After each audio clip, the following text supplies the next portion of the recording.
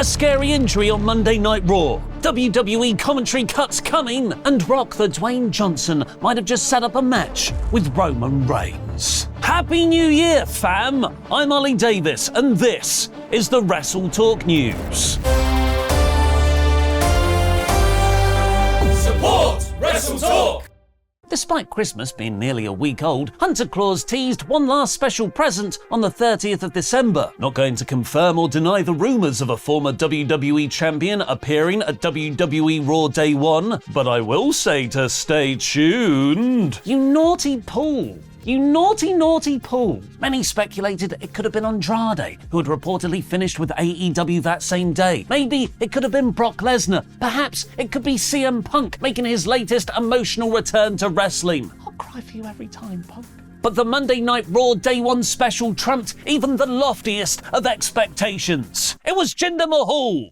Naughty Paul. You naughty, naughty Paul. Triple H was trolling because Mahal was interrupted by a returning Rock Dwayne Johnson, who seemingly debuted a remixed version of his entrance music, with Michael Cole ejaculating. Yeah! It appears WWE ring announcer Samantha Irvine wasn't told, with her shoot reaction being caught on camera.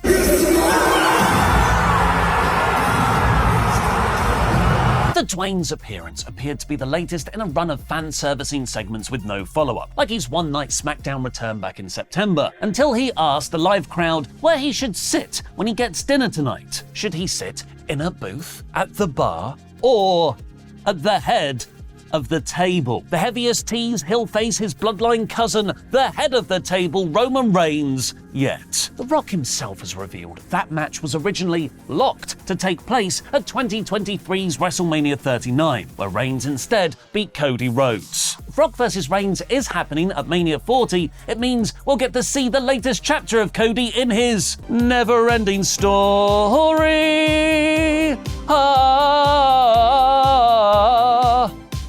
Story! And Cody isn't the only WWE guy getting his role cut. PW Insider has reported that WWE's New Year's resolution is to cut back on announcers. As of Raw's Day 1 show, announce teams will all consist of two-man booths. That means that Michael Cole's time on SmackDown ended last month. Yeah! Cole was reportedly kept on the SmackDown team back in August during the last shake-up because WWE's broadcast partners wanted him to be the primary face of the product, keeping him on both brands. It was also a way to provide support for the less experienced Patrick. That means SmackDown will now be announced by just Kevin Patrick and Corey Graves, while the Raw booth is expected to be Cole with Wade Barrett. Cole needed his 3 decades of experience to deal with an on-air injury on Raw's Day 1 special. During the Imperium vs. Kofi Kingston and Jey Uso tag match, Giovanni Vinci's head whiplashed onto the canvas from taking a mid-air dropkick bump. Vinci appeared dazed and stayed on the mat following the spot. The referee paused the match, communicated with backstage officials, and made the call to end the bout early. The ringside doctor tended to Vinci, who rolled out the ring. Thankfully, Vinci himself has posted an update on X. Sto bene, grazie mille. Praying hands emoji, which is Italian for I am fine, 1,000 thanks. Now, hot tag to Pete for the full review of Raw Day 1. Although, I'll probably have to go home now because this is the current colour of my trousers. And this is the actual colour of the trousers. I cycle to work and it's pissing it down with rain. Squelch, squelch, squelch, squelch, squelch, squelch. Luke is off this week, so now it's time for my review of Monday Night Raw in about 5 minutes. This Day 1 episode of Raw began with Wade Barrett and Michael Cole in the ring, running down all the matches for the night, which I quite liked. More of this. It also made the night feel more important with a bunch of title matches, but we started with a non-title match, Becky Lynch versus Nia Jax, which to me seemed like a pretty done deal before we went in. They were hyping this as 5 years in the making, referencing Nia breaking Lynch's face in late 2018. And it seemed like to me that this was done to give Lynch a nice win heading into Mania season, giving the match some heat to make Becky's win have even more significance. Nia Jax won clean, and if you know how much I like Becky and how much I'm not a fan of Nia's in-ring work, you'd expect me to be mad about this, but I'm really not, because this match ruled. I don't don't know what magic these two were making, but they told an incredible David versus Goliath story, whipping up the crowd in attendance in a frenzy with every near fall as the match progressed. Top rope Samoan drop, a disarmer that Nia powered out of, a sunset flip powerbomb, but in the end, it was that punch. Once again, Becky leapt off the second rope and Nia caught her with an uppercut, which Lynch sold like she'd been shot. Nia then delivered the Annihilator for the win, and the crowd in Jax's hometown were rabid with boos. This was really good. Cody Rhodes then came out to the ring after a recap of Shinsuke's Night Before Christmas rendition and said he wants to finish this chapter of the story tonight. Shinsuke appeared on the screen and said, "No, next week."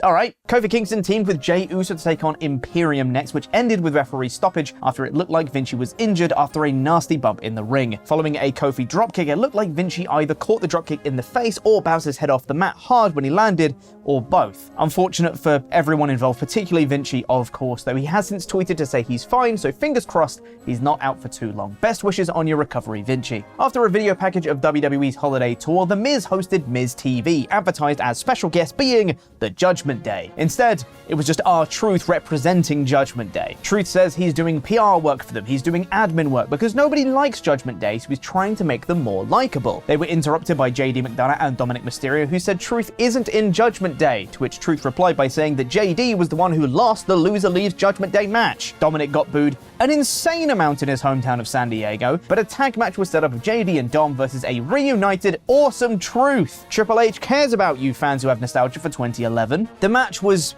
absolutely nothing, centered around the comedy of R-Truth not knowing what team he was on, and while some bits landed, like him standing in the neutral corner, other bits didn't, and it felt like the joke overstayed its welcome a bit.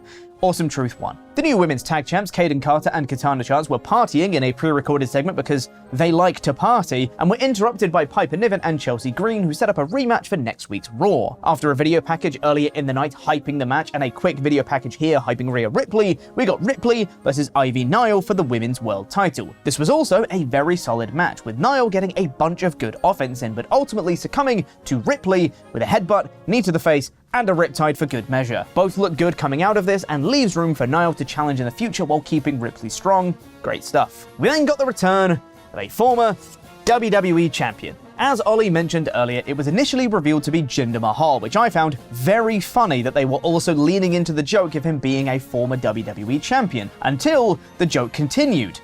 And continued.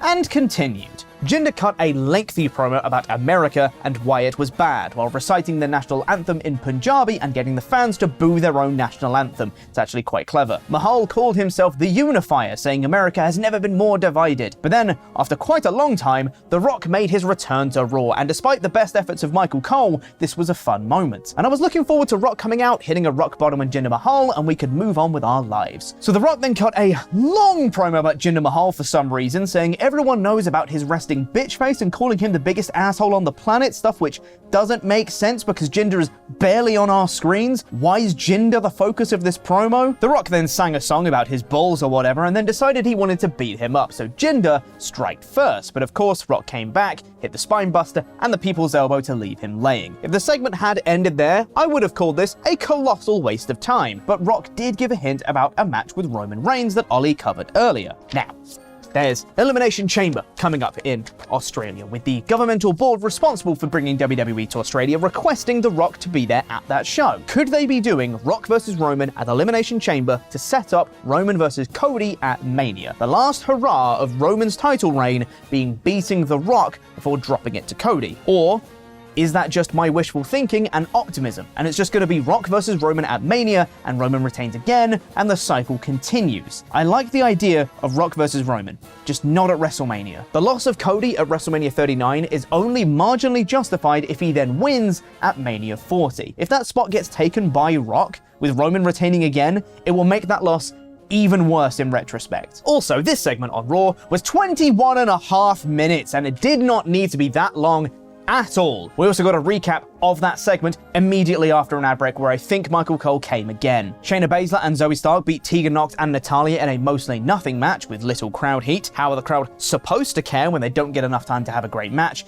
Needed all that time for Rock and Jinder, of course. And after a video package hyping it, we got Drew McIntyre versus Seth Rollins for the World Heavyweight title. This was another great match between the two, because how could it not be at this point, with loads of great counters upon counters as the two know each other so well. Damian Priest tried to cash in his Money in the Bank briefcase during the match, including a briefcase shot to Rollins behind the referee's back, but Drew stopped the cash in with a Claymore to Priest and a German suplex to Dominic. Drew then hit a Claymore on Rollins, but in pinning him, he dragged his foot onto the bottom rope, meaning the one person who beat Drew again was Drew. Seth came back and hit the stomp for the win to end the show. The finish was a little wonky, as it did make Drew look a little stupid, but I get what they were going for, with Drew being his own worst enemy once again. The wrestling on this show was okay to great, with Nia versus Becky blowing my expectations out the water, Seth versus Drew being fantastic as always, and a good Ripley versus Ivy Nile match. That Rock segment was insanely long though, and while it builds a lot of intrigue for WrestleMania season, I don't know if all of it is good curiosity. Some of it, for me, is fear. Fear that they're going to do the wrong thing again. This Raw was a 3 out of 5. 2024 has just begun, and Ollie and Luke have some bold predictions for what could happen this year. Click the video on screen now to watch.